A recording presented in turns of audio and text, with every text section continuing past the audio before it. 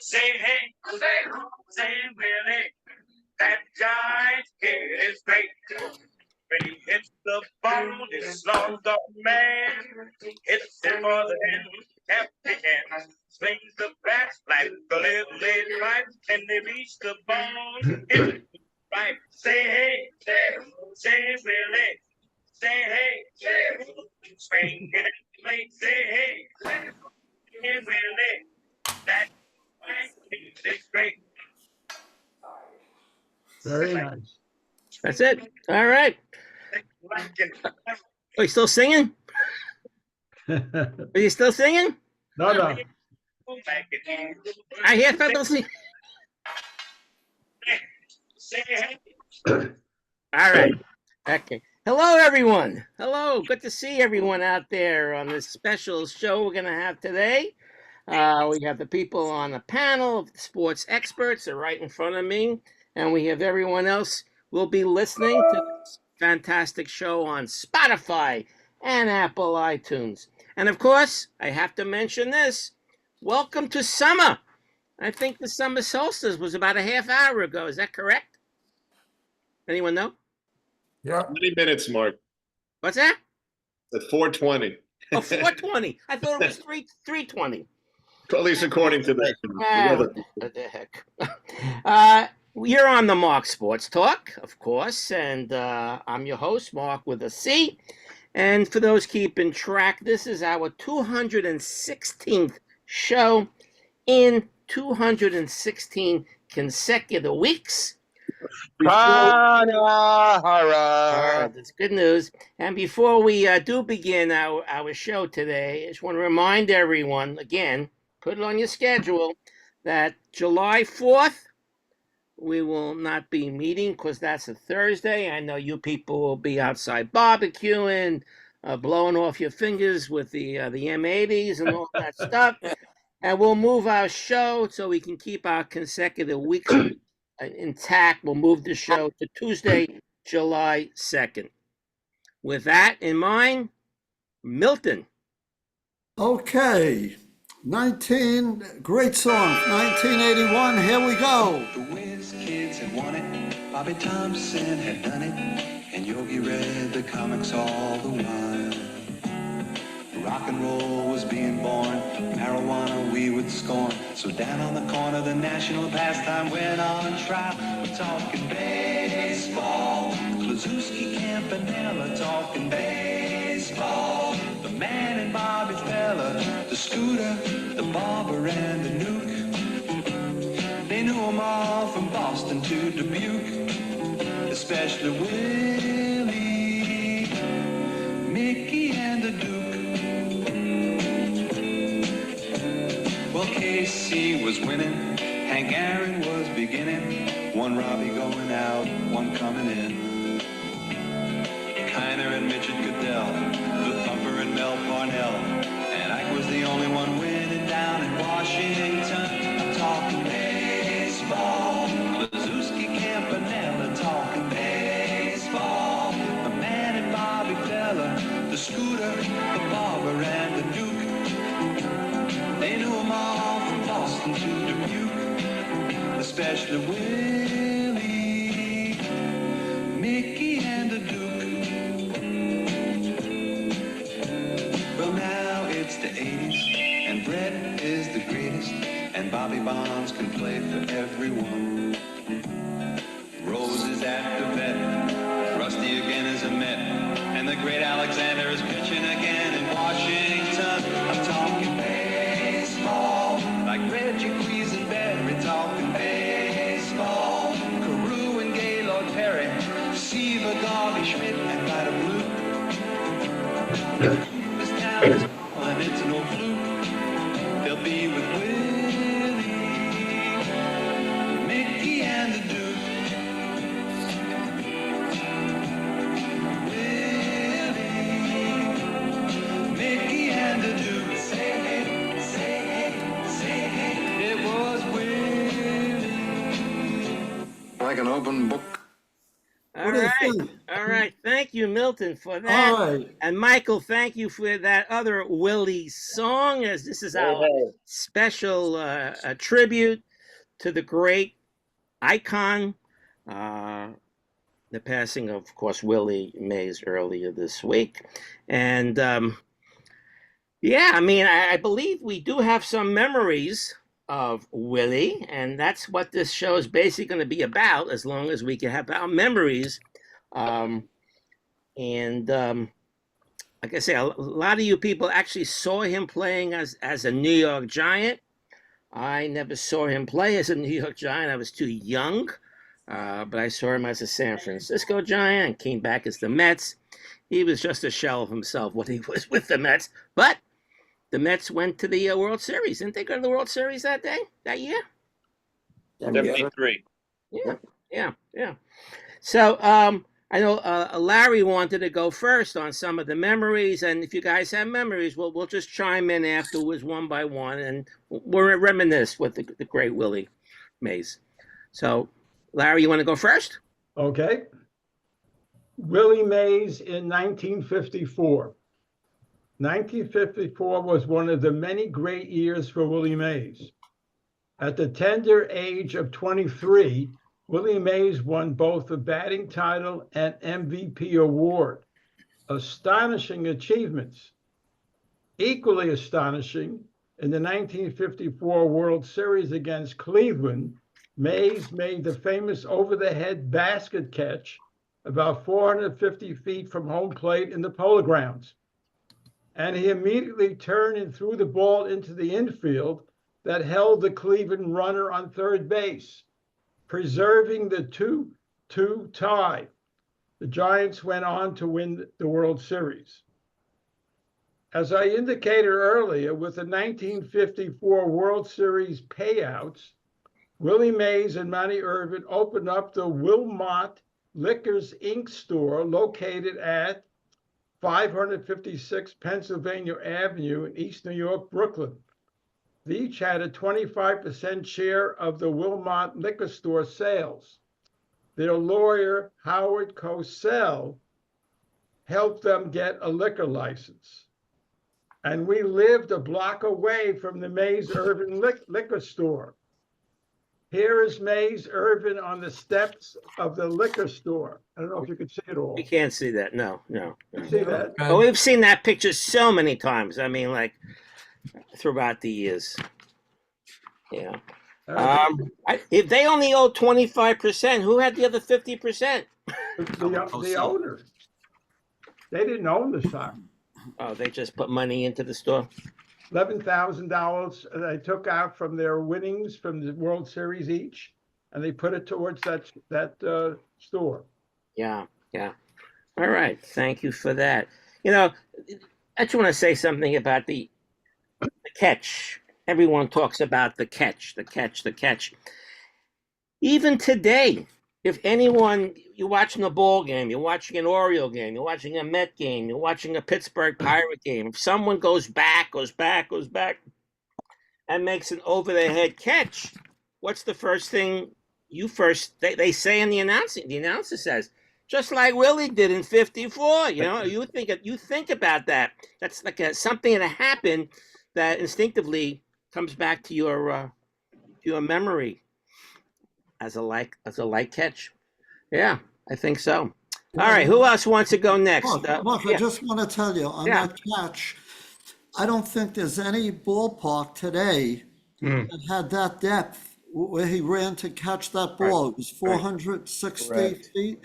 There's no 483. No modern day ballpark that has that depth. But there are some ball players. I think it's like 4 or 5 guys who actually hit home runs in those center field bleachers. Luke Rock was one. No, but the fact that he caught it so deep. Yeah. Can I just mention another thing?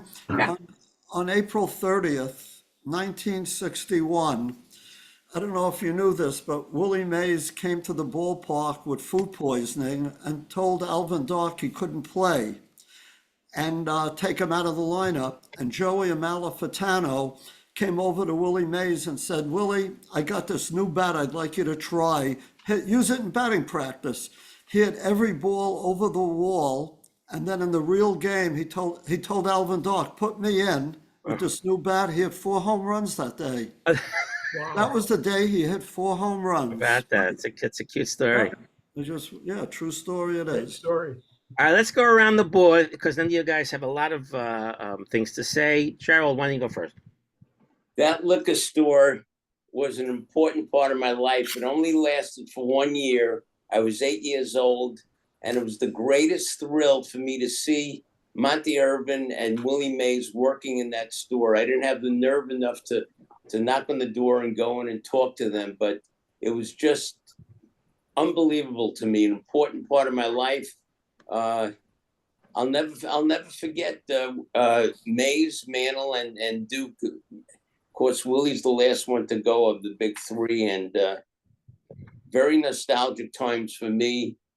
Very sad to me that he passed away. Very sad. Very sad. All right, Steve. Hi. So 2 things about Willie that I recently picked up on. I never knew where the term "the Say Hey Kid" came from. It was the writer for the Journal American, Barney Kremenko, who heard Willie say hey within a phrase that described himself. And Kremenko wrote it down. It got picked up internationally, and we take it for granted that he's the Say Hey Kid, but that was the origin of it. The second, my granddaughter, my oldest granddaughter, her name is Sayla, Seyla. A day doesn't go by that I don't call her Say Hey. Say hey. There you go. Yes, no. When I say hey, she says hey. Yeah, the other anecdote. Every day I say that. Right. The other anecdote I picked up today in a column by Harry Etten, who works for CNN. He's an analyst, but he's from the Bronx. He's kind of like our kids' generation. And he said that we know about that catch off of Vic Wertz because the rare event of a videotape of a particular game or a segment of a game, because in that era, you did not have the proliferation of videotape or film for various events. Well, thank God they had what they had. Right. Yeah. Anyone know why, before we go on to more memories, anyone know why he used the basket catch all the time? Yes. Go ahead, tell us. His father told him that you're not only a baseball player, you're an entertainer. And what he did was he learned the basket catch so the reporters would have something to write about him. And he also learned to wear a baseball cap 1 size too small, so that it would fly off his head when he was running the bases or catching a Vic Wertz home run. So his father told him, you are an entertainer and act accordingly. Interesting. I didn't know that story. Sure. All right, let's go back to more memories of Willie Mays. All right, Jeff, why don't you go? Then Mike, you'll go next. This is a transcript from my late baby brother and my father. So my late baby brother drove my father. My father was blinded in childhood, so he didn't drive. In 1974, they drove in my mother's 1974 Plymouth Valiant to the Queens Village Chrysler Plymouth warranty for warranty repair. The shop was in Queens Village on Jamaica Avenue. Yeah. Willie Mays, who was with the Mets the prior year, was doing national TV ads for Chrysler Plymouth. Willie was at Queens Village Chrysler Plymouth that day, and according to my brother, my father didn't leave Willie alone. My brother and my father said that Willie was a friendly, talkative, and very engaging man. Oh, by the way, my brother and father did get autographs. Ooh. Wow. For free. You have them, Yeah. Jeff?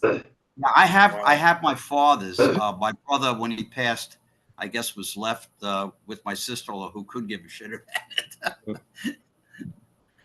Could make some money on that if you wanted to. No. Goes All to right. my kids. All right, Mike. By the way, that Plymouth place, my grandparents live. My grandparents live. Hold on. My grandparents live right across the street on Jamaica Avenue. Wow. That's where I In was. Queens Village. Queens Village, right across the street on Jamaica Avenue, 215th Yeah, I Street. went to Hebrew school. Yeah. All right, go ahead, Michael. Okay. If anybody has a chance, pick up an old Daily Forward, because there was a very interesting article about 1963.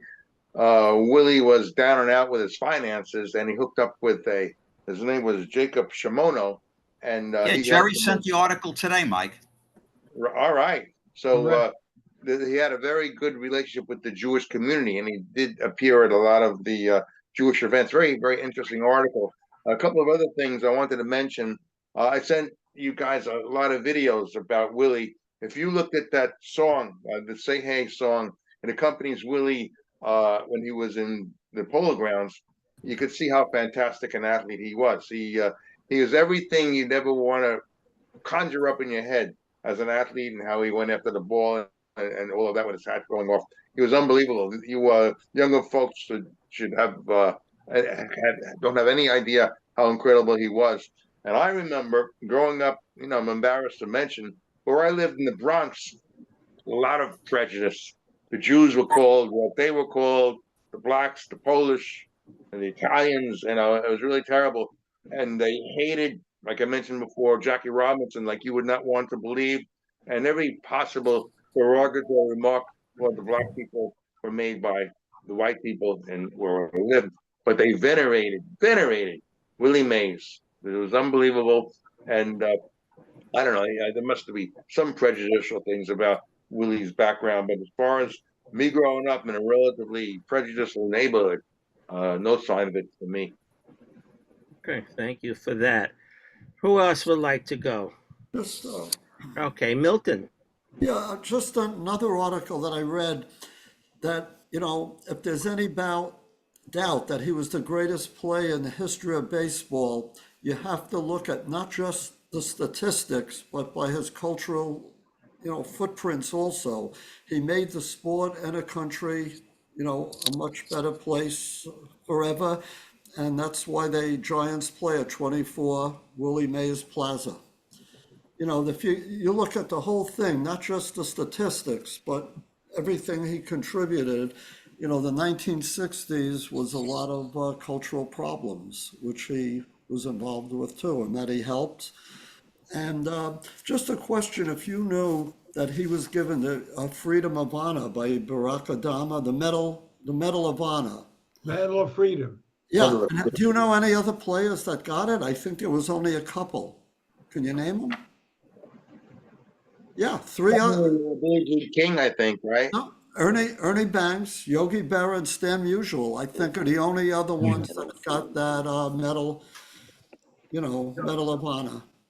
Just wanted to mention it. And, it's not just the statistics that you measure a ball player by, but, his whole embodiment and what he gave to the sport. So that's it. Just wanted to mention it. Thank you. Fred? Yeah, I don't remember anyone, play outside of the catch, of course, but he's just for his love of the game and his, joy of playing baseball. And also, I don't know if you guys can see this, but this is a book I have, which is really the definitive biography of Willie Mays. If anybody wants to, be glad to loan it to us. It's called Willie Mays, The Life, the Legend. It's written by James Hirsch. It's a 600-page biography of Willie Mays. It's really a great book. It was written in 2010. It has big font? No, it doesn't. The font is not big. You just tell me what's about. I'll summarize it for you the next time I see Yeah, you. of course. I'll write you a book report. You can grade me on it. I'm sure it's a great book. It is. It really is. It's. All right, who else? Joe, you have a comment? Joe, you want to talk? Yeah, a little bit. Yeah. In the summer of '54, my parents rented a bungalow out here in the Lake Hiawatha, which is maybe 20, 25 minutes from where I live now, but was then a summer colony. And the people next door to us had a television. We didn't bring ours out because we didn't have a portable. We just had like a big Dumont console, which probably weighed 150 pounds. So we used to go next door, and this was a summer that the Giants were going to win the pennant in '54. Of course, they didn't, and swept the Indians in 4 games. but it was a reasonably close race that summer. And the Dodgers had some had some injuries. I think Campanella was injured that year, and they had some shortfalls in the pitching staff. They brought up Carl Spooner, but it was too late at that point. But anyway, we would watch the games, and we would sort of in a humorous way try and denigrate Willie Mays. But we all knew that he was the best, even if we even if we tried to downplay him. We all knew it in our heart of hearts that he was the best player. And do I know if I saw that catch? I do not know. I mean, I know they played the World Series in the daytime those days, so I might have gotten home from school in time, but I don't remember anymore whether I saw it. Yeah. It's ingrained in my memory and everybody else's memory, And I think center field was 483 feet or something. Amazing. Yeah. And 250 down the right field line. It was a strange place. Dusty Rhodes made a living off of that right field foul line. That's right. Right? Remember, he hit all his home runs in the '54 World Series. People say, I mean, that '54 pennant race was something that summer, and I still remember that so clearly. Yeah. They say that he had. Yeah, I'm sorry. Finish. The one other thing is that I remember. I don't know if you guys remember, Willie Mays used to go up to Harlem and play stickball. Oh yeah. And he bought the kids. Hey, I would have liked to play kids ice stickball cream. with him. I'd like to have played stickball with them. Yeah. Very nice. They were pitching the ball on one bounce to him. Saying you guys, I sent a beautiful picture of another catch he made in Ebbets Field, which is also very spectacular. I saw that, Mike. Very good. Yeah. He had 660 home runs playing in the Polo Grounds. So you could say, well, it's so deep out there. He could have had more home runs, but think about the shorties. He didn't hit him there. No, he didn't hit him there. He was a straightaway hitter. Yeah, we don't. So I wonder how many he did hit right down the line. I wonder. Mark, one last thing. It's so all of us now. For me in tennis and when I played softball, a lot of things. You know how hard the game could be. I do remember when he came up, he went 0 for 12, hit a home run off Warren Spahn, and then went 0 for 13 again. And, when you go through a slump, and no matter what sport you're in, I think of that often. I also think of when Mickey Mantle came up and was sent back to the minor leagues because he was striking out. Yeah. But they were a very important part of growing up. Really was. Warren Spahn was upset he gave him that home run. Yeah, right. He said that he because he gave him the home run, let's say he did not get a home run, he might have been sent down to the minors again and stayed there. Be no Willie Mays. According to what I read, he woke him up. He asked to be sent down. Yeah. And the manager said, not yet. But he said, I'm well, send me back down. Okay. But they didn't. All right, Wayne.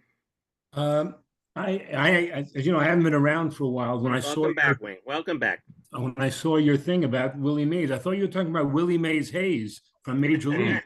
So I was preparing to talk about Wesley Snipes in the movie, but then I have to Then I had to look up Willie Mays, and Milton stole my thunder because I was going to tell him about the not getting a hit for the first 12 at bats. Mm-hmm. But this is a kind of a question. Why do you think that?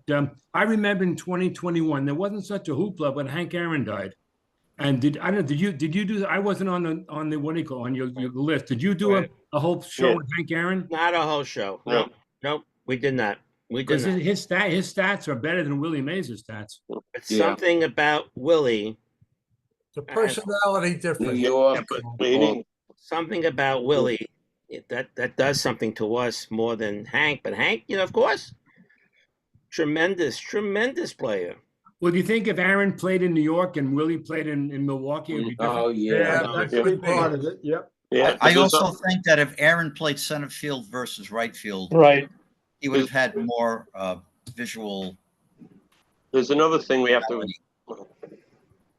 Yeah, Fred, you want to say something? Yeah, we have to also remember we're talking about all the adulation that he received for his ball playing, but you have to acknowledge the hypocrites of some of the people in San Francisco Boston, Atlanta, wherever Hank Aaron, Bill Russell, Willie Mays played, trying to buy a house in a white neighborhood, and the neighbors saying, "Yeah, he's a great ball player, but we don't want him living in our neighborhood." So all these guys had so much pressure outside of having to excel on the ball field, but having to go through a whole awful lot of stuff. You think of progressive San Francisco, but then they don't want Willie Mays. Willie Mays isn't good enough to live in my neighborhood, but he's good enough to lead my baseball team. Fred, Well, it wasn't always. Fred, when he played progressive. in another city, did he have to stay at another hotel like Hank Aaron and other guys did? I don't think by that time. No, I don't think. I think that I remember in the 50s when he started out, there really weren't any teams in the South. The Braves didn't move until the Cardinals. Not true. But I don't. Not true, Fred. I don't think that was the case. Maybe when he started out, I'm sure in spring training. Did the Giants train in Florida or Arizona? I mean, Arizona. We all trained in Florida. Florida. Back in those days, would they? Yeah. We all trained in Florida. I mean, we all know what happened in Florida. Back in Florida. I don't know if that happened in Arizona. No, it's probably in Florida. Yeah. Joe, you wanted to say something, Joe? Then Mike. No, I'll take it back. I mean, there were two segregated cities, Baltimore and Washington, but they were both American League cities. So yeah. Yeah, so I guess only if they had been in the World Series and they never were with the Giants. But right, I think that would have been an issue. But they were both segregated cities in the 50s. But every other place, I believe, St. Louis. St. Louis wasn't. It was I didn't know it was close. It was probably the closest city to the south. Maybe Cincinnati as well. Right over the border from Kentucky. Yeah. All right, Mike. First of all, when comparing, you're Michael. Oh, Michael. Yeah, Mike, it's not. You're it's Michael. Not so. He's Mike. Oh, okay. It's not so that Aaron had better statistics than Mays. First of all, while I think Aaron was a pretty good defensive player, Mays was a great player. And as far as base running, I mean, Aaron was probably a good base runner, but Mays was a great base runner with huge numbers of steals and so on. Second of all, Mays played most of his career in San Francisco, not New York. And he played 1 year in Seal Stadium, which was, it was a minor league park. And so he could get plenty of home runs there. I don't know how many he hit in that 1 year. But then they went to Candlestick. And in Candlestick, as where the Giants now play, the winds blew in from left and over to right center. And a lot of his balls died, supposedly, on the warning track in Candlestick Park, and that probably cut his home run total some. My one memory of Mays as a player, I mean, I got to see him a few times because they were playing in South San Francisco there, so we could drive up and see him. And he was playing center, and they were playing the Dodgers, and Carl Furillo was up. I think he might have pinch hit, but doesn't matter. He was up. And Furillo hits this ferocious line drive directly over Mays' head. And Mays just turns and runs straight back, turns back towards the infield at exactly the instant that the ball arrived. And I thought, my God, I mean, who has instincts like that? That he can anticipate where that is going to end up. It looked for sure like it was going to go over his head and hit the fence, but no, he caught it. And who knows who won the game, but it was a great, great play. And that's my memory. And you remembered that. I do. I could never forget. All right, Gerald. A couple of things. When Mays played for the Mets, he had a pink Cadillac with a license plate, "Say Hey," and I used to see that car parked in the Shea Stadium parking lot. Right. And secondly, when he was in high school, his high school had a basketball and football team, played on each one, but they didn't have a baseball team, and he sort of played semi-pro ball. Could not play baseball in high school. Jerry, am I having a senior moment? Do I remember possibly in the World Series for the Mets, didn't he drop a ball in the outfield? Yes. He was kind of very embarrassed. I think he was very embarrassed by that. Very embarrassed. Yep. He was driving a 1973 Chrysler Imperial. Right, based on everything. I took the whole year and backed out the first. Okay, I got it. Thank you, Mark. Thank you. There's nothing here. One thing, just interesting. If you went up to the Catskills in the summers in those years, the greatest player of all time was Al Rosen. Yeah, right. Al Rosen. GM too. He was a pretty good player. All right. Let's see who else wants to comment. All right, Larry up there. Larry S. We should mention that that Mays had 12 consecutive Gold Gloves. Right.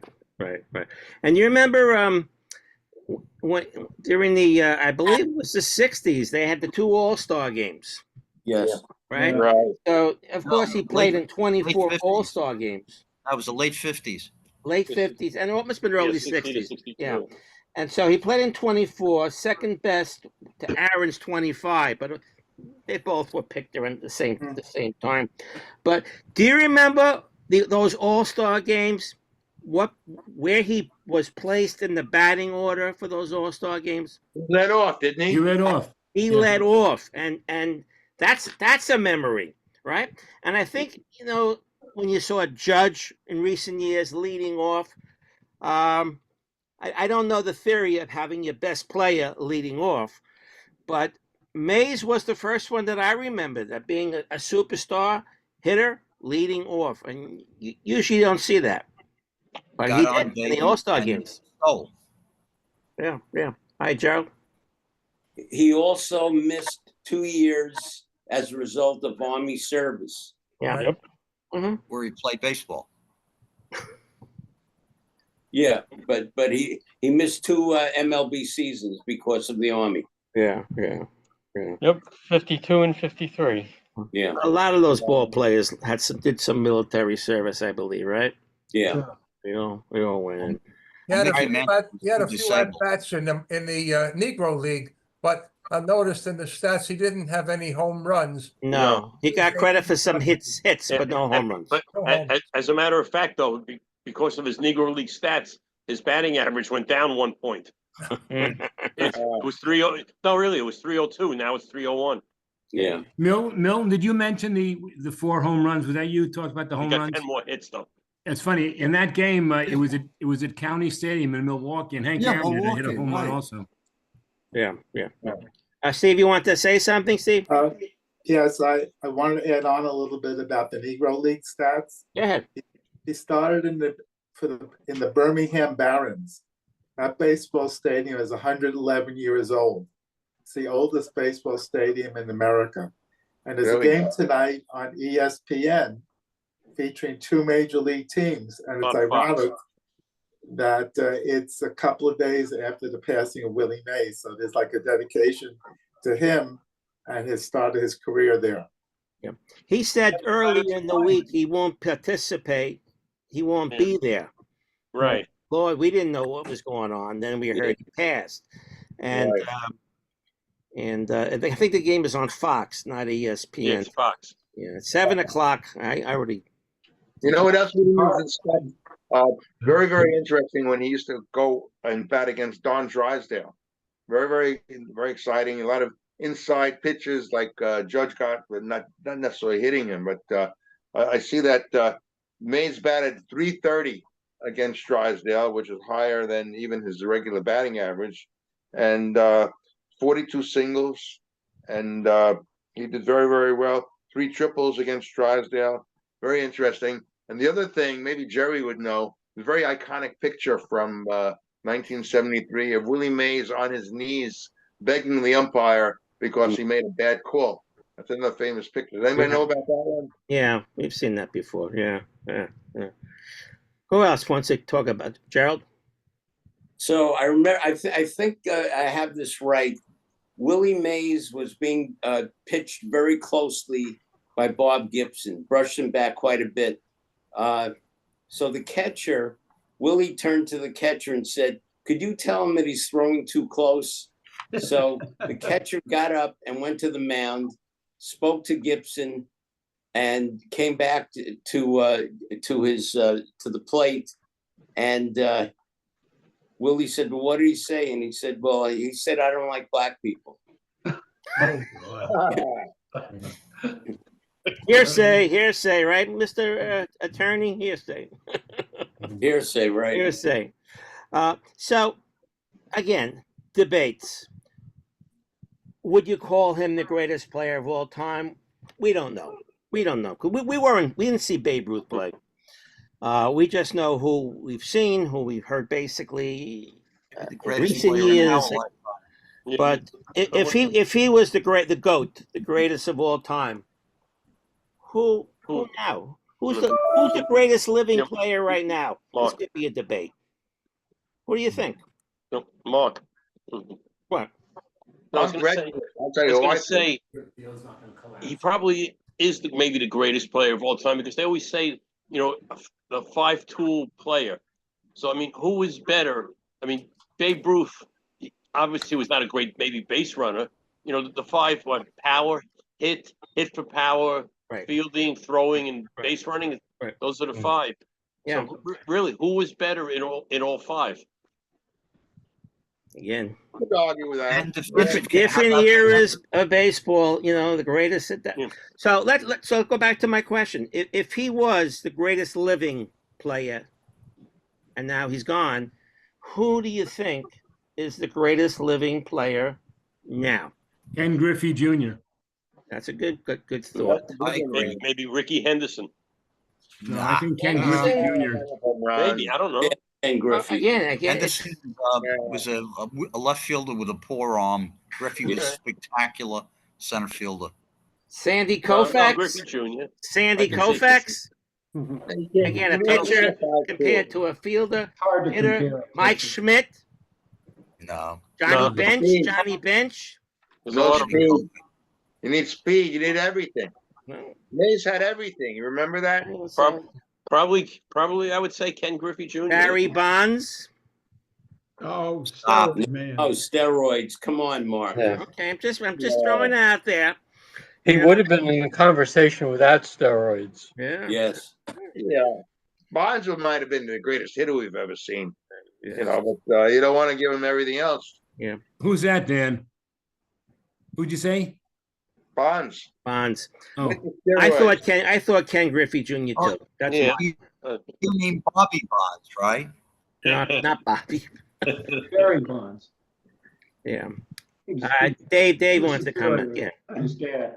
Milton, are you familiar with the song Center Field by John Fogerty? Yes. Breeding' Revival. Put me in, coach. Yeah. Put me in, coach, right? Song.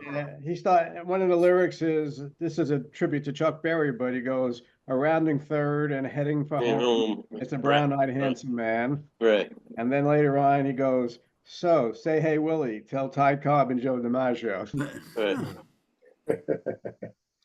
And they put me in, coach. He goes, look at me, I can be center field. I guess center field. Yeah. Right. Opposition, center field. I have a question. How many was he? Obviously, he was a first-time Hall of Famer, but was he unanimous? No. 94 point something. Think about that. 94. The only It was in unanimous, yesterday's Steve, was paper. Mariano 94 Rivera. point something. Steve, the only one was Mariano Rivera. Right. Yeah, Mariano Rivera. Even Babe Ruth was 95 point something. I think before Rivera, I think Seaver was the closest. Yeah. Yes. There was a thing in yesterday's paper had guys, like Ty Cobb, 95. Could be a sports writer didn't care for him. You know what I mean? There must have been like 20 people didn't vote for Willie Mays. I don't think Joe DiMaggio got it on the first ballot either. That may be true. It's amazing. Yeah. Well, not getting in is different from not being unanimous. Yeah. There's always someone who wants to stick out and be like, I'm not voting for him. So yeah. DiMaggio's up there, maybe in the top 5 or something like that of all time. He could do everything. But I like your Griffey. I can't think of about anybody else. Well, a lot of people are saying Sandy Koufax. No. But Sandy Koufax is up like, he's 90 years old, Sandy? You're pretty close to it, right? 88. Upper 80s, yeah. Upper 80s. And Griffey's still a kid. Right. A-Rod also, if not for his discretions. Yep. A lot of discussions. You could have a debate for many hours on this if you wanted to. Yeah. Anybody else? I think the best natural hitter that I've seen although he didn't hit for power, was probably Tony Gwynn. Yeah. There you go. But he didn't hit for power, but he was Right. probably the best hitter Yeah. that we've seen. And if he keeps it up for several more years, he might be. Well, it reminds me of Tony Gwynn is Luis Arraez. Yeah. A Yeah, long but way to really, go, if Fred. he Yeah. keeps, for several years, if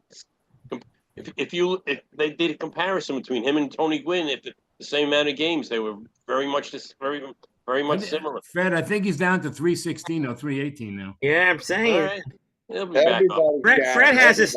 Fred, why don't you bring that up now about Arouse? Because Somebody I talked about yeah, this for the last few weeks. Yeah, a couple of weeks ago, there's a column. David Lennon, the day of Newsday, writes a column every Sunday, baseball column. And two weeks ago, he had a column. I gotta find the thing. Hold on a second, Mark. No. It Here looks it like is. the Orioles scored. We go to a commercial, but we have no real sponsors. Commercial. Anybody else have a memory? Oh, Roger the Dodger. Anyway, there were only 11 players. Roger was almost talking. I misplaced the sheet. I really did. I have it. Okay. You have it. Okay. Roger All right. wants to say something. All right. Go ahead, Rob. All right. No, unfortunately, I got to see Mays much later in his career. Like you guys, I wish I had more memories to actually see him play. I did, watch him on TV in '73. Clearly, his skills had eroded a lot by that point. I think he was already like 42 years old. But I just remember, growing up, I was always kind of fascinated with these power hitters, your Willie Mays, your Hank Aaron's, all that kind of stuff. I remember writing their names and uniform numbers on my bat and stuff like that. But I just remember, I think it was third grade, I won some kind of spelling bee or something, and the teacher had this big bag of baseball cards, and that's what I was really into. And I spotted a Willie Mays, I think it was like from 1965 or something. So I was able to grab that card though. So that's my big Willie Mays story. I wonder, Roger, if there are any old games on YouTube of Willie Mays, old games. Probably, yeah. Probably there are, I'm sure. Mark, I found the sheet. I got it. Oh, good. Okay, because I was in the other room. Yeah. Anyway, this thing, his theme was every night in his major league career, Luis Arraez of the Pirates has gone to bed a 300 hitter. One of only 11 players since 1901 who can say that. So think about and there are that. some great players who are not on this list because in their first game, he could go 1 for 4, hitting 250. I'm going to read off the names. Some of these guys you didn't hear of. I did a little research on them. Okay. This is in alphabetical order. No, it's not in alphabetical order. I thought he did it. Maurice Archdeacon. Anybody ever hear of him? No. Played 3 seasons, 127 games, 333 for the White Sox, 1923. Then they have the next guy, of course, we all heard was Jimmy Fox, was one of them. Earl Combs, who played his entire career with the Yankees. Jimmy Fox had a 325 career average, played 20 seasons. Coombs, 12 seasons, 325. Now, here's a guy I never heard of, but was very good. Riggs Stevenson. Anybody? He played 14 years in the majors from 1921 to 1934, 336.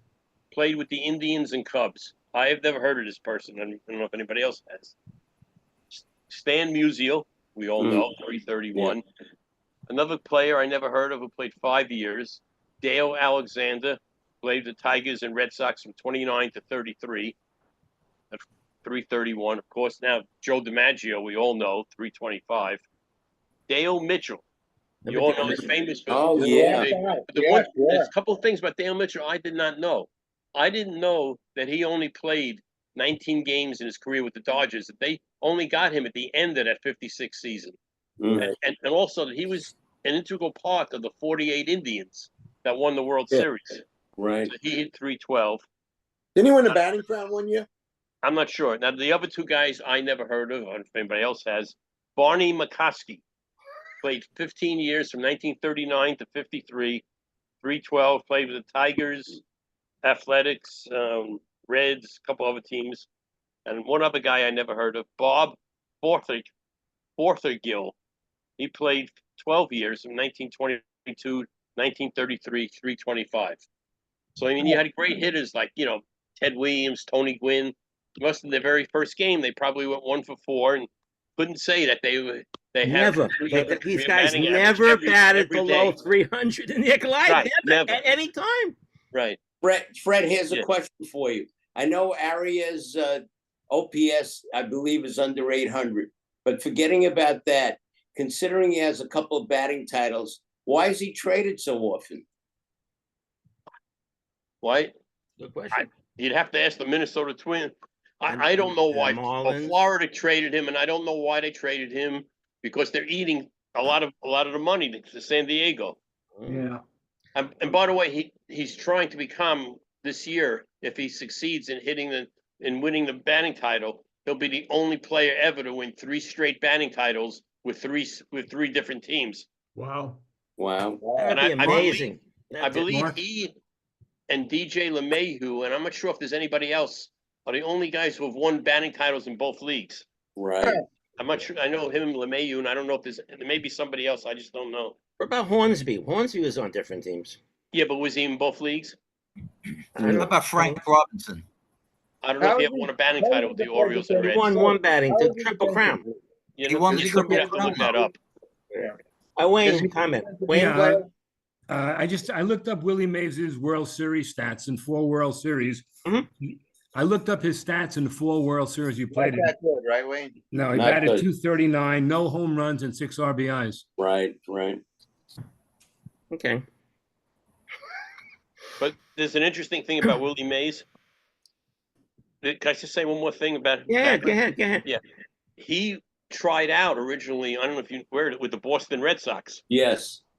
And the Red Sox, for whatever reasons we know about with Tom Yorkie, we know that they were the last team to sign an African-American player, did not want to sign him, not based on his ability, not because of his ability. For lack of. Absolutely, Fred. They thought Pumpsy Green was better. Yeah, right. Pumpsy Green, may he rest in peace. Yeah. All right, Gerald. Totally sort of unrelated to baseball. Many years ago, Willie Mays was a guest on the Merv Griffin show. And Merv said to him, Willie, I understand you have a girl in every town. Is that true? And Willie said, Merv, why do you want to say something like that? You shouldn't ask me a question like that. I thought it was kind Willie of should have asked him, how come you have a boy in every town? Yeah. All right, Mike. Yeah, one of the things you have to bear in mind about Mays and what he could do, the home runs, stuff like that, is who was behind him in the batting order. And in San Francisco, originally, in 1958, it was Orlando Cepeda. Right. Come up. But, and that might have lasted a year or two, but then McCovey came up in 1959. And then the Giants ended up trading Cepeda, as you know, Cardinals, where he became MVP and all that. But McCovey was a formidable threat. And that did help. I'm pretty sure that would have helped Mays. So he had those 2 years in Seal Stadium. He had 29 home runs, 34 home runs. But his big years came later with San Francisco, when McCovey was really in his prime. Good point. You know, baseball is one of those, I think it may be the only sport that everyone plays at different dimensions. If you understand what I'm saying. Yeah. Or basketball is pretty. Basketball is the same. Hockey is the same. That's right? absolutely right. Right. Football is exactly the same, and soccer is the same. But baseball, each stadium has their uniqueness. Well, hockey was at one time not the same. At one Buffalo time, and right. But Boston now it's uniform. 180 rings. Now it's uniform. Yeah. Go ahead there, Joe. So I'm somewhat of a baseball park historian, and I do recall that in the Polo Grounds, you could actually hit a ball 258 feet and hit a home run. Yeah. If you hit the overhand. You can. I've told the story many times. I remember in the Mets' first year, Toby Landreth hitting a home run off Warren Spahn, and to this day in my mind, I can still picture Warren Spahn looking at and saying, "I can't believe I got beat by a 250-foot home run." I can still see that in my mind. I remember that. Have any of you people ever been to a ball game live and see Willie Mays live at a game? I saw him. Yeah. I think I did. Yeah. You saw him. Yeah. That's Shea Stadium. Yeah. We weren't Good thinking luck. about him being the greatest player of all time while we were just watching him. We just knew that he was a great player, right? Yeah. Sure. Milton. Mark, yeah, I saw him in 1973 when he was with the Mets. Right. You saw him. Yeah. No, he was a shell. Yeah, I He was a saw him shell of there. himself, Milton. Yeah. That was not the Saw him Willie in the Mays. Polo Grounds. I saw him in the Polo Ground. My father took me to one game in the Polo Grounds. He was a Giant fan, and he was playing that game. I saw him in I Ebbets don't know Field. much more about it You saw him in the Polo Grounds as a Giant? as a Giant. Yeah. Right. Who knows the first time Mays and Mantle played on the same field together? All-Star All-Star Was game. it an exhibition? 1951. Was it an exhibition game? 1951. Fred, it was called the Mass Trophy game, Oh, actually. yeah. And it was the Yankees against the Giants. Bob Bolin pitching against Al Downing. I still have the scorecard. And Mays and May, all the regular players started. They didn't stay too long, but that was really something. I was there. Full That house. was the first time? Full They house. didn't do a mega trophy game in the 50s? No? Before the World Series. I think Yeah. Downing's first year was what, 61 or 62? That Yeah, was yeah. that was when the game was, right? Yeah. Yeah, Dave? I have a collectible, a picture of Willie and Mickey and signed by both. Wow. Yeah. So I What's it tried go? to- What's it worth? Not much. I mean, not much. You But guys remember when I Mantle tried and to Mays? upload it. You guys remember when Mantle and Mays were banned from baseball by Bowie Kuhn? Yes, Uh, they so were it was- casino breeders. Right, at Atlantic Reinstated City, by right? Peter Remember Uberoff. that? They made Yeah, they were 50,000 a reinstated, though. year. They were in bad financial shape, and they earned 50,000 a year. Or something. 1981. It was 1981 that happened. Yeah, Was they were that- reinstated by Peter What was Uberoff. before that? Yeah. Mays was allowed back in 85, so he wasn't allowed to be involved. Of course, his playing career was over, but Yeah. I guess being affiliated, he couldn't come back till 85. Mm-hmm. And actually, I want to recommend Warner Wolf did a very, very interesting interview of Mantle, Mays, and Snyder together. It was really something. Yes. Really, I saw that. really something. Right. And also Bob Costas did a great interview of Willie Mays. Yeah, yeah. All were very enjoyable. Yeah. And I wonder if Willie was ever a what's my line? With John, Oh, yeah, John right. Daly. Yeah. Sign in, please, You're right. I What wonder a- if he was there. Mickey was That's there one interesting. time. Ted Williams was there. I wonder. Sounds like a Gerald question. Todd Yeah. Cobb was on. Todd Cobb was on that line. Steve, you want to say Really? something, Steve? Yes, just a few Go ahead. few fun facts or trivia. Sure. There was a baseball player that was named after Willie Mays. Willie Mays Mays Hayes. Willie Remember? Mays Aiken, right. Correct. Yeah, this is for Jerry. How many baseball stadiums do you think the Mets have played in their lifetime? You know, they said this on a Met game the other day. I forget the amount. Not sure of that. 62. He's looking 62. it up. 52? 62. 62? Yeah, Different And- stadiums? correct. And the last fun fact, it was May 5th, 1963, myself and my friend Paul Zipstein, who Dave knows, went to see a Mets-Giants doubleheader at the Polo Grounds. Oh, the It was 23. one of the best days of my life. Me too. And of course, Willie was in center field for the opposition. Right. That wasn't the 23 inning game. Is that the 23 inning No. game? That was a Shea Stadium. I also went to that one, by the way, and I stayed to the Wow. end. I was at that too. All the way I to was the at end, home in like the 11 o'clock. 8th inning of the first game. Nah, stayed for all 32 innings. No. There were so few people in the park at the end that we could hear the fans talking over the players. I probably ran into you, Steve. I was there too. Yeah. Actually, Larry wants to say so. Get Larry. Growing up in Brooklyn, we used to have heated arguments. Who was best, the Duke, Mickey, or Willie? Well, guess it was depends who was which the team more you're rooting for. talented, who was the best. Of course, in Brooklyn, there was Snyder. Of course. Of course.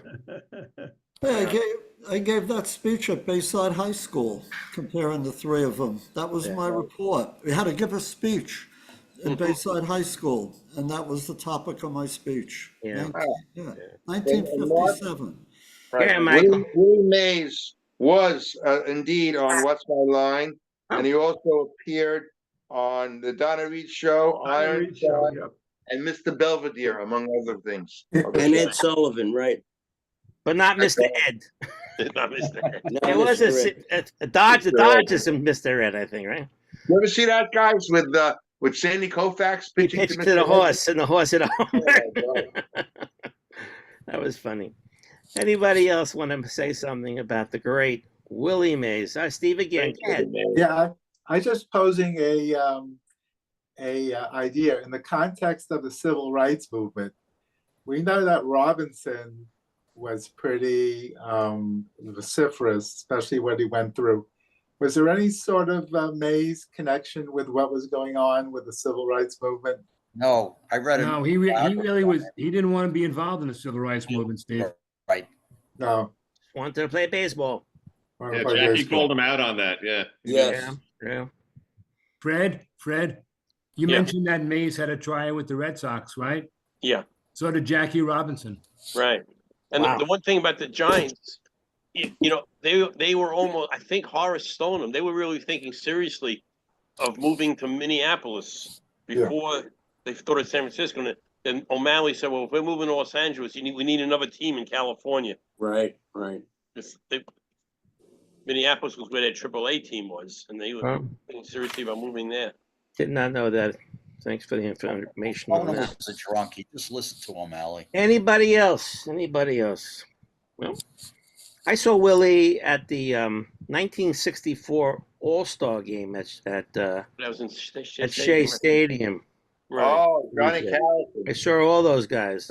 That was fun. I was also at that 1964 game. Yeah, I still have my scorecard in Really? the attic somewhere. Yeah, I think it was like $5. Right. Special. Mark, Johnny Callison against Dick Raditz. That's right. 3-run home run. Right. John Callison. What? Roger? Yeah, I was just going to say, Mark, like you were saying before, like Willie was leading off for the All-Star game. Those days you could see Mays and Aaron, they play the whole game. I mean, you get to see them bat 3-4 times. Now, it's just everyone has to play kind of thing. And you get one at bat, it's like a lot. Yeah, I think if I remember right, back then in the All-Star game, the starting pitcher would pitch 3 innings. 3 innings, yeah. Right. If I remember right. Is that right? Mark, a question. If Mays played today, would he be better than he was or worse than he was or the same as he was? In his prime. Yeah. I mean, I don't think pitchers were throwing 100 miles an hour or cutters or splitters in that time. So I don't know. How many 5-tool players are there today? None that I can think of. Wayne, he would probably adjust. Right. Wayne, he may have worked out a lot more in the off season and all to make up for facing fastball pitchers. So he might have been in better shape today than he was way back when. Just a question to throw out. I don't really have an answer. Yeah, well, they threw in the 90s back in those days, right? Didn't they? No, really. They didn't measure. How do you know? They didn't. They weren't guns in those throwing days. Cutters or splitters or. But he would have grown up seeing this fast. Spitballs. Bob Feller threw it 100 miles an hour. All right. That's one. That's really one pitcher. Ron And Derby. what about Koufax? Koufax threw it 100 miles an hour. Yeah. I don't know if you got. Mike is dying to say something. Yeah, Mike. He would have been just as good. Look, I mean, we compare players to others of their time, right? So Mays had all these home runs and stolen bases and did all these things. So yeah, the pitchers are better now. And so batting averages have gone down and people don't hit as many home runs and so on. And that would have been true for him too. But relative to the rest of the players in the major league today, he would have been just as good, maybe better. We'll never know. We'll never know. All we could do is think about and remember him for what he did. And we just talked about him for an hour, which I thought was fantastic. And I thank you guys for all your comments. You want to add one more there, Milton? Just one thing. During part of his time, were a lot of the other players on liquid amphetamines? That's what I read somewhere. Not him. There was never shown that he took anything, Willie Mays. Starting in the mid It was available to the teammates. Greenies. They were called greenies, and that was only in the mid to late 60s. Right, well, he was still playing at that time. Yeah, but he was peaking. He was much older at that point. Right. I don't even think there was extra strength Tylenol in those days. Also, I think Milt. How he was as a teammate? Was he aloof? Was he part of the guys? Did he go out with people or what? We never heard anything like that. What he's like as a teammate, like Anthony Rizzo, everybody loves and stuff like that. I wonder what Mays was like. Mike, you never hear anything about his kids or his family. No Right. one knows. I think he has kids, one his family? adopted son, Wayne. What's that? I think he has one adopted son. Michael. No natural kids? I don't believe so. Oh, okay. Is that where the money's going to go? I would imagine. Interesting. I read that he didn't drink because when he tried it, he couldn't hold his liquor and got loaded easily. There you go. Yeah, Steve. We were talking about the All-Star game. Yeah. If my memory is correct, and I hopefully one of you guys know if it is or not, weren't the players in the teams selected by their fellow players? Yes. I don't remember. I think the answer is yes, Steve. Well, no, it depends because if I remember right, in the 1950s, wasn't there a thing where the whole starting team was by the fans and it was all Cincinnati Reds? Right. Yeah. Yeah. And then I think maybe they went to the. So at some point in the 50s, it was fans. Maybe at some point they went to the players. Right, because of that, it went to the players. I'm surmising. I don't remember. And then it switched back to the fans. I don't remember. Stephen. The commissioner, Fred, in that one, the commissioner stepped in and replaced two of the Cincinnati players. Yeah, I remember that. That's right. Yeah. Yes. I remember the voting was by Gillette. Remember Gillette was involved? Yeah, right. Along with Miss Reingold. Miss Reingold. Go ahead, Gerald. I think back in the day, the players were not transported from city to city by plane. They had long bus rides and train rides. And I think that contributed to some of them using amphetamines. Yeah, Fred, I think that all-star voting, Johnny Temple was the all-star second baseman and Roy McMillan was the all-star shortstop. Right. And Wally Post and Gus Bell. Wally Post was the Gus all-star Bell fielder, right. How did that happen? There weren't 1 million people in Cincinnati. I don't think the same people kept voting every day. That's right. Yeah. They used to hand out the ballots at the ballpark. Yes, that's right. Right, I remember that. That's right. I think they still do that. They still do that. You would stuff the mailbox. You would stuff the mailbox. That's where Trump got his ideas from. Anybody else want to on anything there? Okay. I thank you guys for your input. I thought it was fun, and we brought Willie back for an hour. I thought it was great. We'll always remember him, and there'll be anytime you see it. They want to retire his number. Do you hear that latest one? You mean in all of baseball? All of baseball. 42? I wonder if that's going to happen. No, I can't imagine it's going to happen. Why can't that happen? It would take away from Jackie Robinson's number being retired. What do they do with Roberto Clemente? Isn't there Roberto Clemente Day? Maybe the Pirates retired his number, but not all of baseball. Not all of baseball. But they have a Roberto Clemente Day in baseball. Mark, it would diminish Jackie Robinson's what he did in baseball if you retired any other number. Yeah. You would open up another whole can of worms. What's that? We don't see a head there, Steve. What? It would open up a whole can of worms if they did that. Then you'd have to do Hank Aaron. You'd have to do Clemente. Yeah, well. Right. I'm sure there'll be a stamp in 6 months. That's fine. A Willie stamp. And you know, what's the reciprocal number of 42? Yeah. 24. 24. There's a Hank Aaron. There's a Hank Aaron stamp coming out. There's a Hank Aaron. Oh, there is. There is, of course. There was a Yogi stamp that came out a few years ago. Any of you guys buy that Yogi stamp? I have some. Yeah. What did I do? I bought it and I put it on envelopes. I don't collect stamps.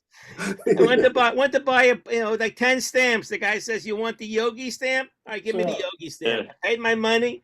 I put it around on the envelopes. So much for keeping it. But thank you guys for that bit of information, and all the stories seem really, really cool. And you're welcome to bring any more stories up from here on forward if something comes up in your brain you want to talk about. Barry Bonds' godfather. Yeah, down the line. That's stuff. All right, so let us continue with. Oh, by the way, I did give you guys an assignment, which we're going to put the next week. If you remember, I sent an email out to everyone, and if you didn't get it, I apologize. But next week's assignment, again, you remember what it was. If you're a Major League Baseball player, what is your walk-up song? When you come to bat, what song did you tell the stadium to play for you? And the second part of the question was, if you are this, of course, if you're the home team, they don't play this song when you're away. But the home team, if you're a relief pitcher and the manager summons you to come in to pitch, what song are they playing for you as you're coming in?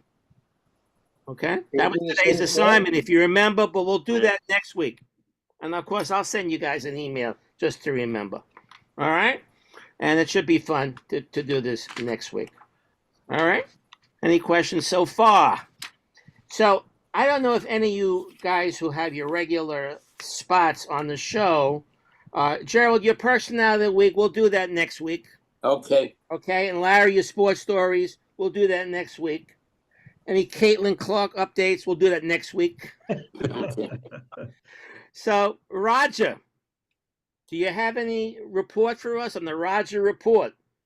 I do have some stuff, Mark. All right. By the way, you're sponsored this week by Dumbo's Ears. Right. Okay. I like Disney. That's good. Okay. Let's go from here. Okay. MLB, the Astros released first baseman Jose Abreu. Wow. Even though there was more than $30 million left on his 3-year, $58.5 million contract. And nobody picked him up. So far, not. He's 37 years old. There's been some rumors about who might want him, but I don't know. We'll see. I don't know if he's got much left in the tank. I mean, the Astros were trying different things, sending him down, working with special hitting instructors, whatever, but nothing. He just lost it. Oh my God. Yeah, it seems like it. Let's see.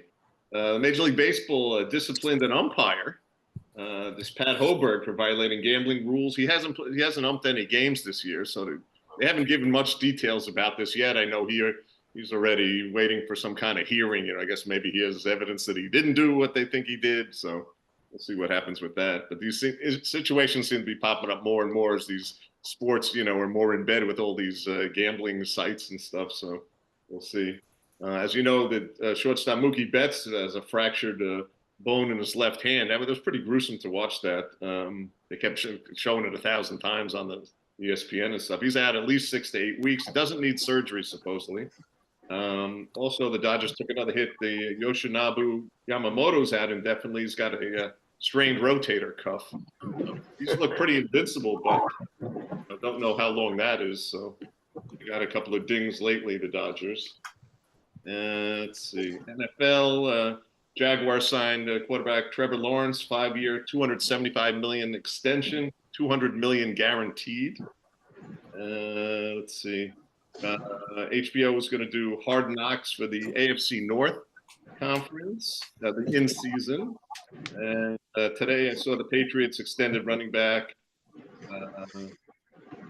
Ramondre Stevens, 4 years, $36 million contract. And Elliott went back to the Cowboys, right? Yeah. Yeah. TV, I saw Charles Barkley is going to retire from TNT, CBS after this coming season. I guess he's been with them for like 25 years already. Wow, it's amazing. The NBA's current contract, its media rights deal with ESPN and TNT expires after the next season. So, things like Amazon, moving in on this kind of stuff too. Pacers re-signing forward Pascal Siakam, 4-year, $189.5 million contract. And of course, the coaching carousel continues. Pistons fired coach Monty Williams with $65 million left on his deal. Wow, imagine that. They won. Yeah. They won 14 games this year. The Pistons, and yeah, this was a 6-year deal he signed. Wait, they owe him $65 million? Yeah, it's a 6-year contract, Fred. Fired him after 1 season. Not bad, not bad. Not bad at all. Yeah. As usual, they want to go in a different direction, I guess, you know. Just before we got on, I saw it sounds like the Lakers are going to hire JJ Redick, I read that. Yeah. 4-year deal, approximately $8 million a season. It sounded like. Hockey had more information this week than most. I know Marc is following closely the Utah team, which is going to be called the Utah Hockey Club for this coming season. But next year, the finalists names are the Blizzard, the Hockey Club, the Mammoth, the Outlaws, the Venom, or Marc's all-time favorite, the Yeti. So those are possible names for next year. Roger? Yes, sir. The Rangers DFA, they waived Goudreau. Yeah, I think the Sharks picked them up. Yeah, they did. The Sharks picked them up. Yeah. And he had a no trade. Right. Roger. But they got around that, Jeff. Yeah, they did, and they dumped $3.5 million. Like by releasing him, they got around the no trade. Roger, I think I mentioned this to you when we last spoke, that the Seattle Mariners have won 31 one-run games in a row. Very impressive. And if you look at the box score of a I can't think. There's no one player that's familiar to me on their box score. And the Yankees are losing 8-3 in the third inning. Judge just hit a home run. Mike doesn't want to hear it. There's some people recording this game. They don't want to. This is where Soto boxed Yeah, I'm 2 recording balls. it for minute of the game, Wayne. Soto missed 2 balls at right field. He boxed Gil pitched 1 inning, gave up 7 earned runs. Yeah, that's why he's going to start the All-Star game. Yeah. I thought he was a Gold Glover, Wayne. Roger, did you have the thing about the Thomas Nito is now in the Cubs? Oh, yes, I saw that. Yeah. The Cubs released Yan Gomes. Yeah, Gomes is around a long time. And guess who the Mets are playing tomorrow? Stevens, right? And we'll be starting Nito. Right. We'll have a 4-home run game. Yeah, right. Wayne, you must be watching. It's 30 seconds ahead of me. You said guy hit a home run. Judge just hit a home run. Yeah. 27. And Joe. Meanwhile, Michael doesn't want to know what's going on. He's recording it. He's like, sorry, never mind. Meanwhile, back to hockey. A couple more hockey. Yeah, finish up. The Blue Jackets fired their head coach, Pascal Vincent. The Hurricanes promoted Eric Tulsky to GM. The Canucks signed defenseman Philip Ronek to an 8-year, over 50-some-odd million contract, averaging over $7 million annual amounts. The Flames traded goalie Jacob Markstrom to the Devils. The Devils were desperate to find a good goalie, I know, towards the end of the season. Let's see. In exchange for a top 10 protected 2025 first-round pick, and defenseman Kevin Ball got traded as well. The Kings traded center Pierre-Luc Dubois to the Capitals for goalie Daniel Kemper. And let's see. All right, and then just quickly tennis. It sounds like Djokovic. Darcy Kemper. Darcy Kemper. Sorry. Thanks, Mike. Djokovic is going to play in the Olympics, even after he's had knee surgery. And Osaka, Raducanu, Wozniacki, Kerber got Wimbledon wildcards. That's it for the round report. All right, thank you for that. We're talking a little hockey there. I hope that these Edmonton Oilers come back. Right, they're down 3-0. They're down 3-1. They're down 3-2. Yeah. And they're going back to Edmonton for Game 6. Hope they win. And wouldn't it be great if they had big Game 7? That'd be fantastic. That would be great. That would be great, especially if it goes in overtime. Right. Has there ever been a Cup won in overtime? Game 7 overtime? I'm sure there has, but I don't remember. Mark, I know no one covers golf. Did anybody watch the U.S. Open last Sunday? Colorado in 2001 in overtime, Game 7. Oh, I guess no one watched the golf except for No, I Dave. watched. No, I the ending was watched it. exciting. Yeah. Yeah. Surprised McElroy missed those couple of putts there. Wow. Mm. But he's human, I guess. Mhm. All right. So why don't we move on to Fred? Yeah, what do you? Let's talk the NBA. What just happened? Well, talking nothing much happened. I mean, Celtics won it. Won as I thought they would. I thought they'd win in 6. They won in 5. The best team the whole year, and then they dominated Dallas. Dallas had won the one game, and the Celtics are a great team. Great team. Great team ball this year. And next week, Mark, if you want, I can talk a little bit because we're coming on Thursday. The night before is the NBA draft. Oh. So if you want, I can talk a little bit more about that next week if I have time. I don't think we can name 3 or 4 players who are eligible. Can you? Oh, sure we can. You think? Yeah, maybe you can. Yeah, Reed Shepard, Rob Dillingham. Not now. Not next week. Next week. Do it next week. Stephen Castle. All right. Let us move on. Michael, do you have any? Well, the Yankees are playing, so forget about them right now. You have any Jet news? There is one Yankee news today. You know what I do have for everybody? I thought of it, a scouting report on the Yankees. Could I give that? I got a little bit, yeah. I'm working on that. You know, for example, Weber and Mayhew currently stink. Well, Stanton can begin to stink again at any time. Okay, and Glaber on the positive side is possible making nice plays, but he stinks. All right, and he's Well, hold on, Michael. I hear a dog bark. Is there a dog barking in the background? Something's going on. Somebody's talking. Someone's talking. Yeah. There we go.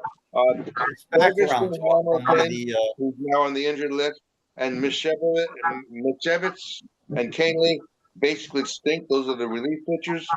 Trevino can't hold on runners, and neither can Stroman. Rodon is still mediocre at versus big games. Hill has maybe inning limit coming up, or maybe not. Who knows? Rizzo's kaput. Rice is not a professional first baseman. Who knows what he's going to be doing? Volpe, for a while, looked like he needed a game or two on the bench. He seemed fatigued, but now he seems to be snapping out of it. Boone's and his skills are still poor, especially when he put the crappy pitchers at the wrong time. Tonkin, who they're using a lot, probably also thinks he currently doesn't know it. Still worried about Holmes as a top closer. And pissed about David Torres meekly striking out the other day against the Red Sox against crappy Weissart. The base loaded and nobody out. And Trevino after that doing likewise. So that's the Yankees. If you really want to think about some problems with the Yankees. But on the positive side, the Orioles, who now I know are winning 8-3, which I didn't want to know, the Orioles lost 3 starting pitchers, and their relief pitcher is Kimbrel, who I think anybody can hit. So it's pretty close. They're 2 very, very good teams, and it's going to be very, very interesting. One thing about the Orioles, they're not afraid of the Yankees. So they're going to be right up there right off the bat. And they're starting to think it might be a good idea to pitch inside to some of these players. And that could be interesting if Judge keeps getting hit like that. And maybe I'll start doing it to Soto. So it's going to be an interesting season from now on. But the Yankees have some blemishes that we didn't see about a week and a half ago, but they're there. And it's up to what they're going to do during the trading deadline, which is coming up. And hopefully they'll get a good relief pitcher. I think they got this guy Hill, who's supposed to be good. I hope. And I always like Efron. Efron will come back out of injury. And that's my scouting report on the Yankees. That's getting back to the Jets was nothing new. Okay. I don't know what that noise is. Anyone know what that noise is? Yeah, you know what it is? That's the barking in the Yankee dugout. They do a lot of barking. Mark, can you mute everybody, Mark?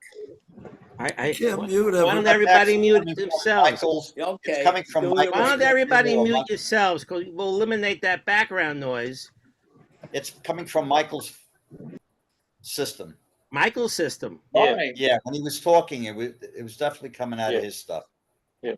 All right. You know, Michael, I just want to tell you on the car, driving before on the radio on 660, they were thinking that LeMayo really is finished.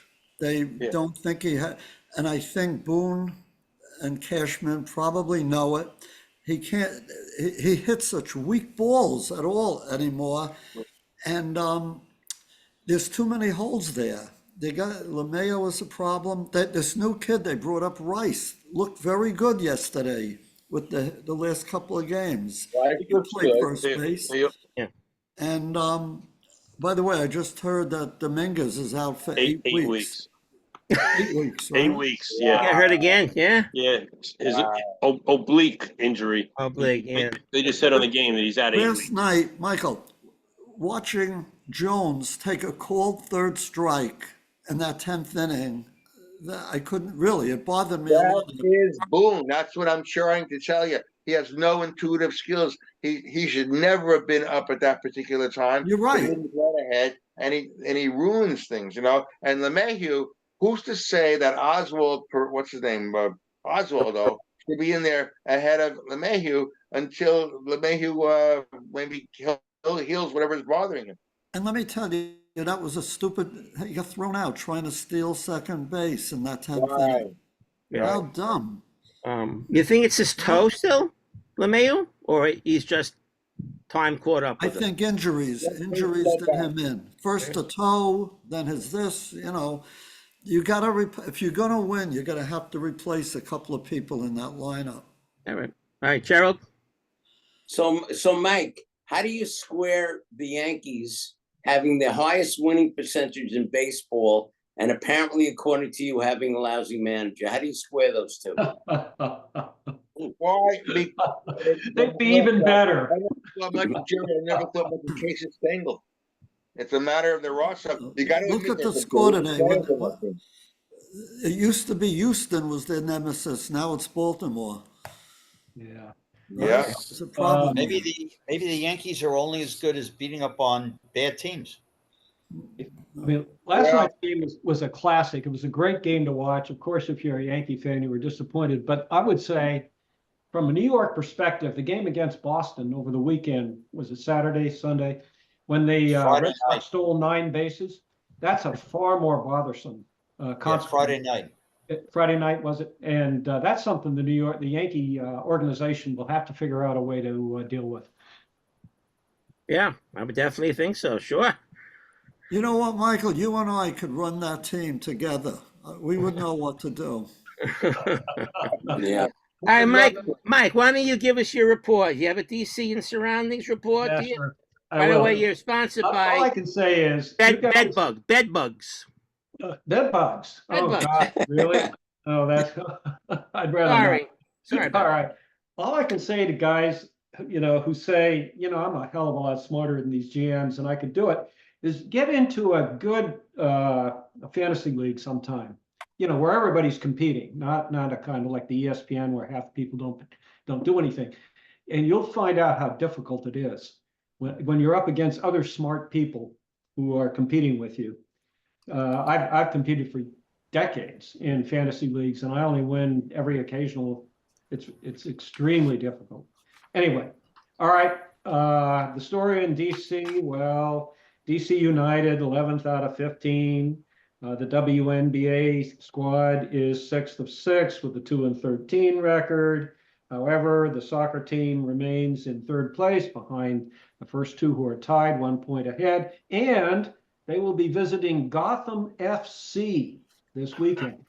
So that sounds to me like you ought to be able to see this team if you wish to. And finally, the Nationals are now 36 and 38 after losing today, half a game ahead of the Mets. So opportunity knocks for New York there. They can catch them with another win.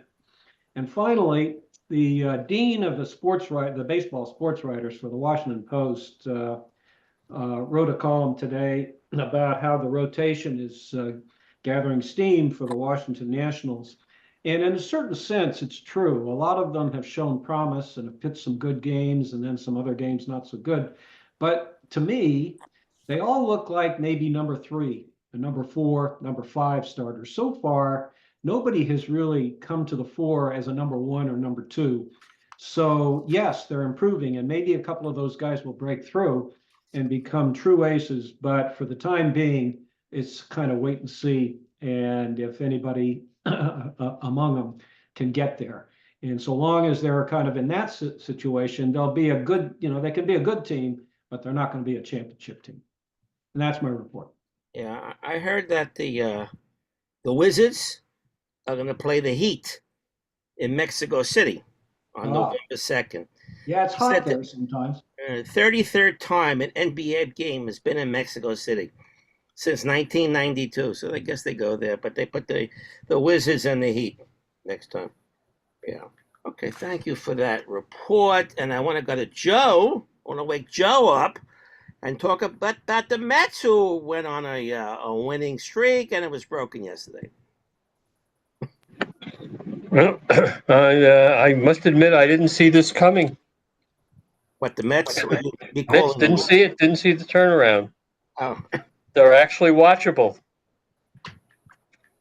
I think the manager Mendoza is doing doing some really interesting things, trying to get something going with this club. Apparently, they had a meeting and Martinez spoke and said that every other club is let the other clubs worry. They don't expect us to do anything. Let's just go out there, be loose, and win, and do the best we can. And apparently, it's working. I don't know how long it will, but. I guess the only open issue, at least as far as I can see, is how long they're going to go before they really pull the plug on McNeil. I mean, they've been giving him maybe 60% of the games, roughly, and he's showing absolutely nothing. I mean, he's coming up in clutch spots and not even hitting the ball hard. He's doing nothing. He just flew out in the first pitch the other night with a guy on in scoring position, I think. I don't know. It's sad. I don't know what to say. Mm-hmm. I can't figure it out. I mean, the guy he's too young to just lose it all. I just can't. They won't get much from either. I can't. What? They won't get much for him if they. No, they won't. They're going to have to eat most of the contract. They'll just do what Houston did with Abreu. And just DFA him and hope for the best. I mean, Alvarez came back off the IL, and he hit that beautiful double the other night to put them ahead. I mean, just he stroked that ball. And that was a long at bat. I think it was either a full count. There certainly with 2 strikes on him, and he just rocketed that shot. I mean, we'll see. He's got a chance to be quite a player. He's a real hitter. Yeah, I think he is too. I think he's a keeper. So. I hope so. When Martinez took off, he hit the 2 home runs, the game. Yeah. Won the game with the home run, all that. They hit a double. And the Mets, they say hitting is contagious. Yeah. It's proof right there. I know. They just look dead in the water. Nobody was doing anything, and I think they've moved Nimmo out of the leadoff spot, put him in third, and I thought that wasn't right. They moved him up to second. I think it seems to be working. Yeah. Mm-hmm. I think they've got the makings of a reasonably, they keep the lineup pretty much where it is now for the time being. It looks like it might work.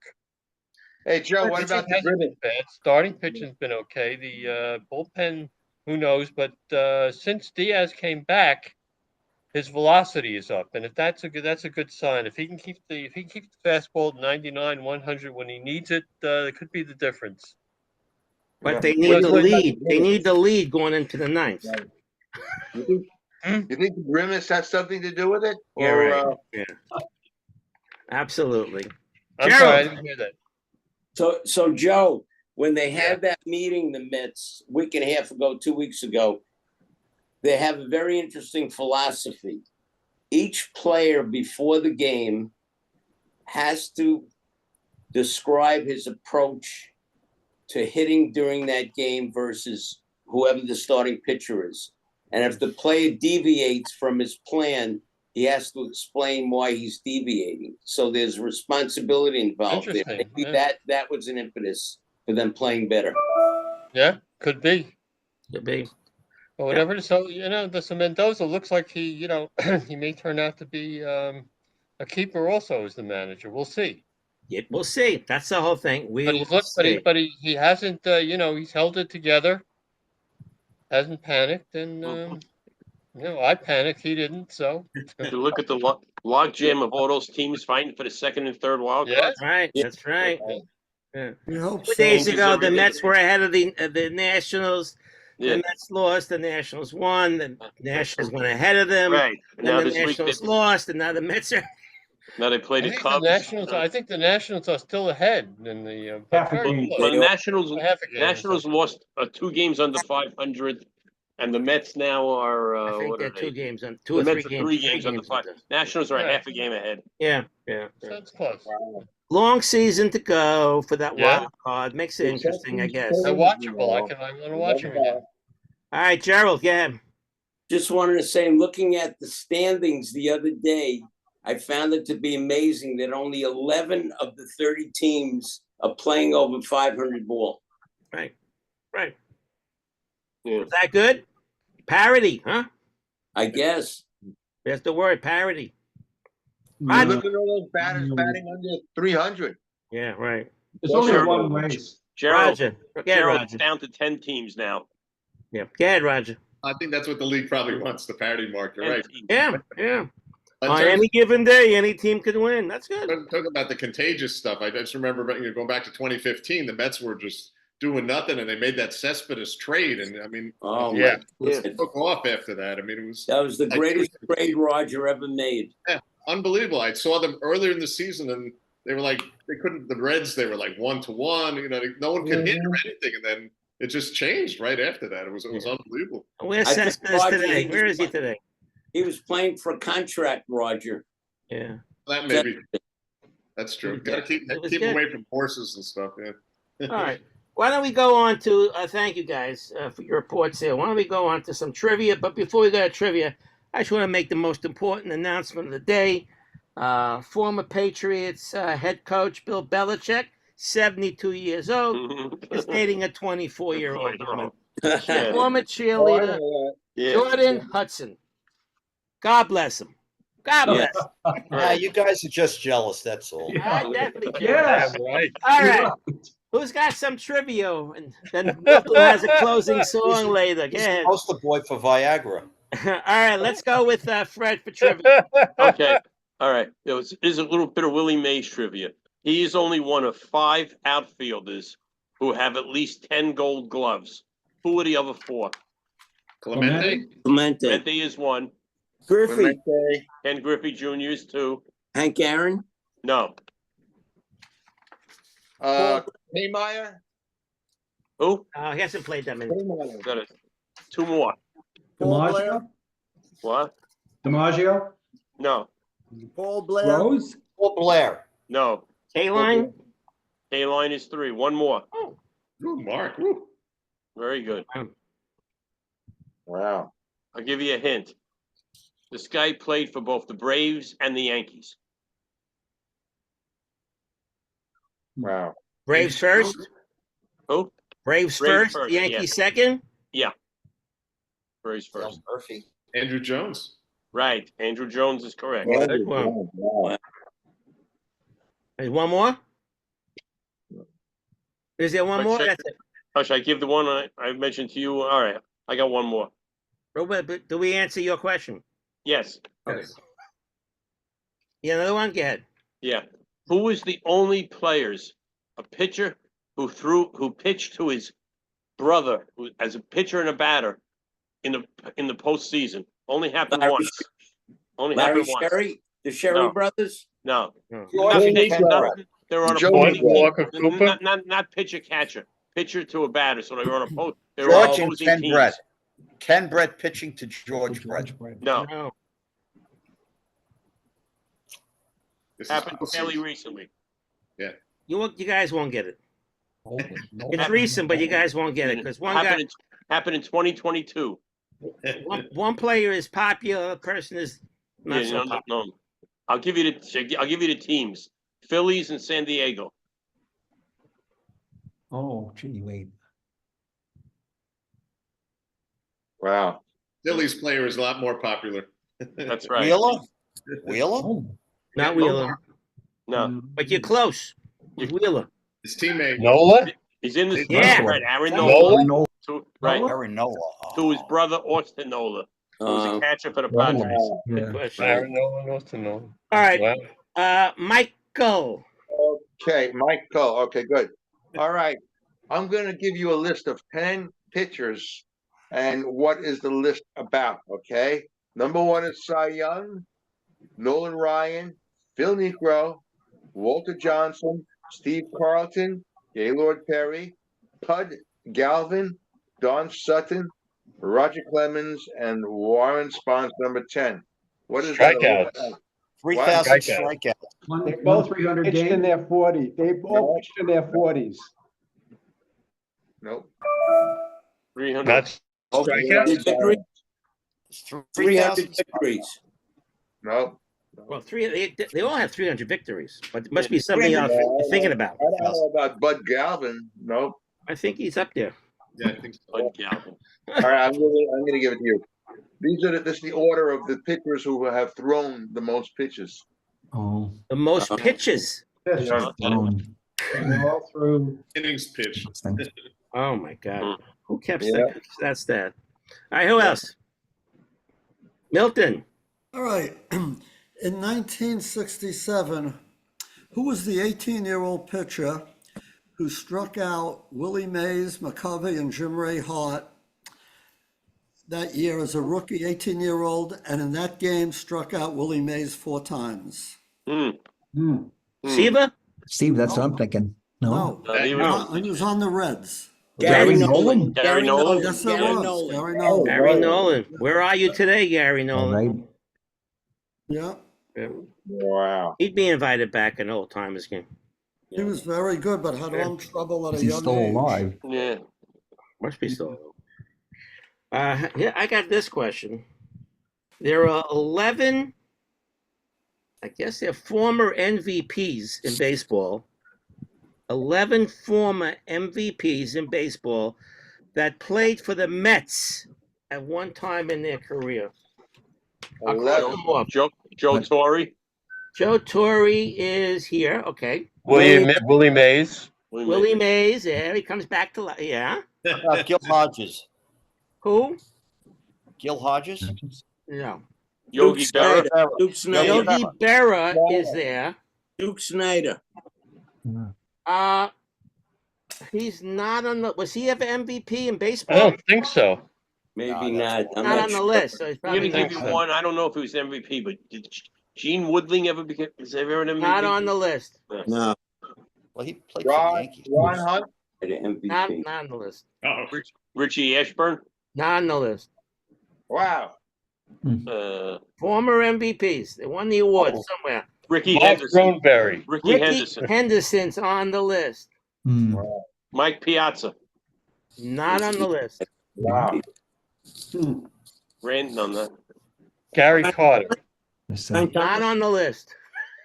I'll start giving hints. Keith Hernandez is on the list. On the list.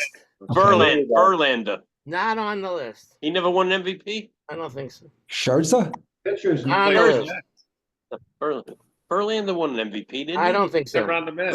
Well, we can find out later, but not on my list. All right, not on your list. All right. Let's see. Wait a minute. How many One more was we a got? left fielder.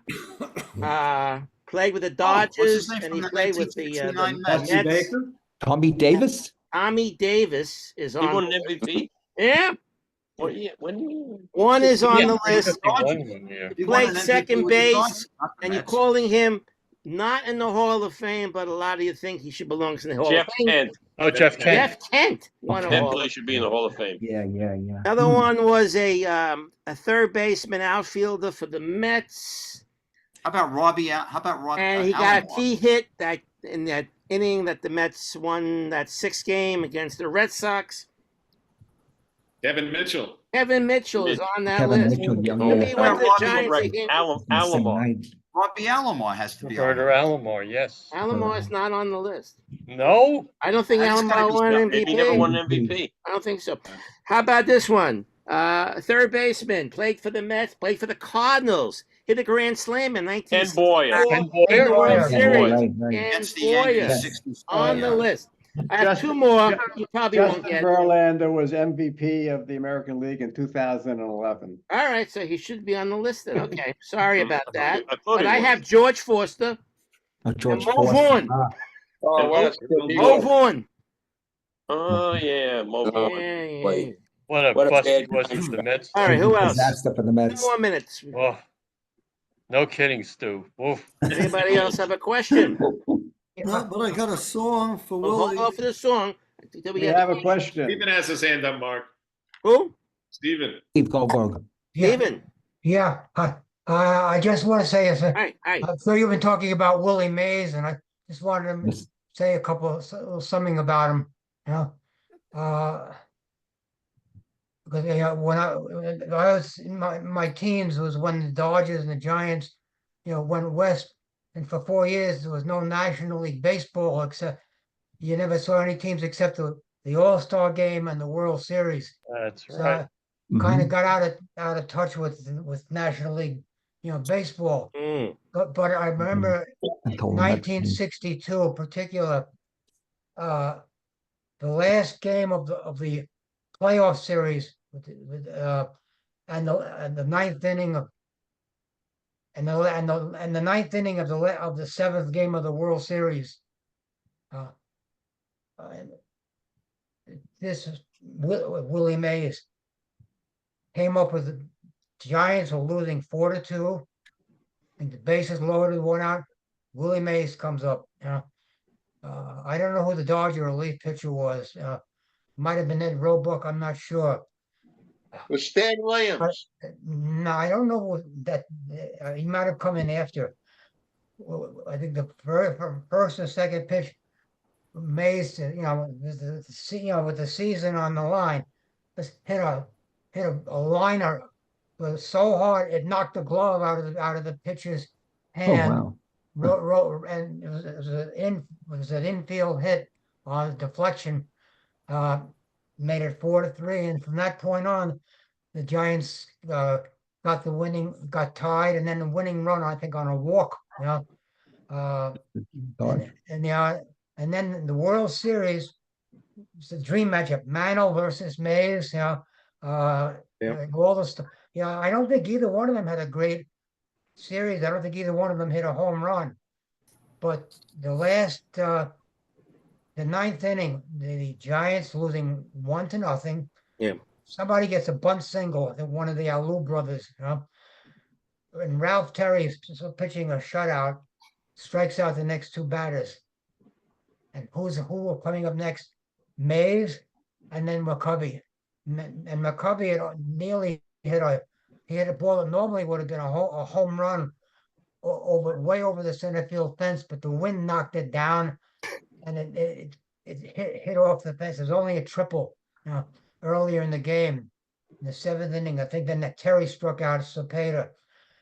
But here comes, what do? This is Willie Mays. The first two pitches, I think Terry knocked him down twice. With Mays, you do that. You can't take for granted you're gonna overpower him, all right, or outsmart him. The third pitch, he pitched away, and Mays slammed it into the right field corner. Maybe the field was still soaked from the several days of rain. There been a lot of rainouts. That's right. Until Game 6. I don't know how far he had to run, but Roger Maris ran the ball down.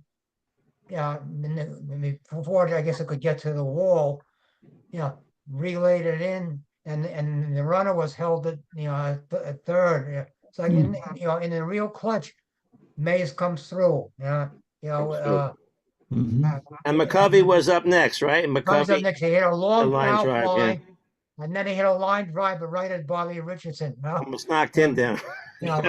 That's what we remember. The build-up, I forgot. The build-up, I forgot. I remember the Yeah. ending, but at the build-up, I forgot. Because I remember seeing that game on television. I think we all did. The memories of I don't know if you can find it on YouTube or on Maybe. old sports event. I'm sure it's there. I'm sure it's there Terry somewhere. won the Cy Young that year. But that's like some memory of a great player. Yeah. Oh, yeah. Yeah, we talked about an hour about Willie Mays before Yeah. you came on, so we had a lot of memories. But thank you for that memory. I think that's really cool. Yeah. Thank you. Yeah, I'm sure other people have, memories of great Yeah. plays that he made. We never got to see much of the San Francisco Giants on television because all the games are very late. Right. Yeah. When they're out there, yeah, right. Yeah, but great I wonder player how- indeed. Great I player wonder how indeed. people want to know would compare Mays to DiMaggio. And he was before my time, but does anybody's parents saw them both? We wouldn't know. They're all gone. Yeah, right. All right, thank you, Steve. I'm going to go on to thank you. We're going to close the show with a song by Milton has a special All right. song for us. Willie made us all Thank you very all. happy. He made us happy. So I'm going to play a song from 1966. Let's hear it.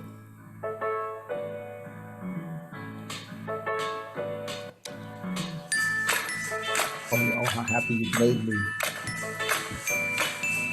Oh, how happy you have made me.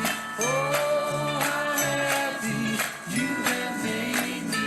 I have kissed your lips 1,000 times and more times than I can count. I have called you mine. You have stood by me in my darkest hour. And oh, how happy you Willie made us happy. oh, how happy you have made me. Oh, how happy you have made me. Oh, how happy you have made me. Through our years together, we have had stormy weather, but our love has been. Who did it? 1966. Who sang that song? Good question. 66. It's a big hit. Shades Not of the Blue. OJs. Not the OJs. Shades of Blue. Shades of Blue, yeah. Yep, 1966. I figured Willie made us happy. I'd play this for him. That's a great song for You could remembering also Willie do Mays. What a Wonderful World. I was going to do that, which you can. Because yeah, he Louis did Armstrong. He did make the world a better place. You know, a lot of you love Duke, a lot of you love Mickey. We all loved Willie, and either one. Hey. Thank Willie, you, gentlemen, Mickey, for a good show today, and I thank you for all your input on remembering the great Willie Mays. See you all next week. Have a good week. Take care. Good week. Bye, guys. Watch Night, the guys. heat. Night.